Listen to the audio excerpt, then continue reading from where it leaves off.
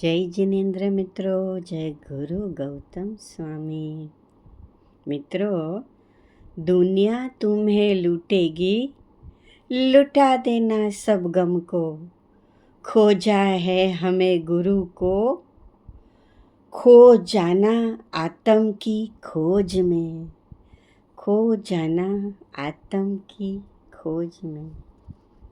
આજનો આપણો ઉત્તમ ને શ્રેષ્ઠ ટૉપિક છે, જો સાધનામાં ગેપ તો ન મળે સદગતિનો મેપ।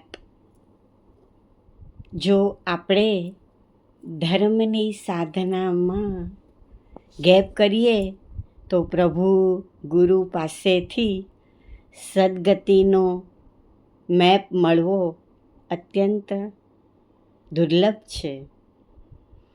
આપણે મેળવવો દુર્લભ છે અને આપણે સુલભ કરવાનો છે। આપણે સાધનામાં ગેપ કરવો નથી, એના માટે જ્યારે સમય મળે તેનો સદુપયોગ કરતા રહીએ।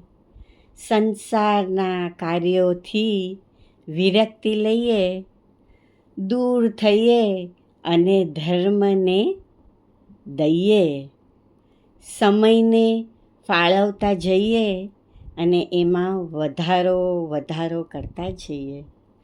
સામાયિક, કૌશગ, માળા, ધ્યાન, તપ, ભાવનાની જાગૃતિ રાખીને કરતા રહીએ અને ગુરુ કહે છે એમ ધર્મને ઘૂંટીએ। આદતો ધાર્મિક હોય તો એમાં આત્મા ઉપર ઉઠતો જાય છે, હલકો ફૂલકો થતો જાય છે, ધર્મ રહિત કર્મ રહિત થતો જાય છે। એક દિવસ સારો ભવમાં જાય છે। પણ જો આજ ઘૂંટવાનું સંસારની કોઈ પણ ઘટના કે દુર્ઘટનામાં ઘૂંટાતા જઈએ, વિચારો દૂષિત કરતા જઈએ તો આપણો આત્મા મલિન થાય, દૂષિત થાય, દુર્ગતિમાં જાય। જો જેમ દૂષિત થયેલું ફૂલ પ્રભુના ચરણે, ભગવંતના ચરણે અર્પણ ન થાય તેમ તમારો મલિન આત્મા પ્રભુ પરમાત્મા ચરણે અર્પિત ન થાય। અને જે પ્રભુ ચરણે અર્પણ ન થાય તે દર્પણ જેવો સ્વચ્છ અને પારદર્શી ન જ થાય। અને જે પારદર્શી ન થાય તે આજ ભવસાગર પાર કે પેલે પાર ન જ જાય।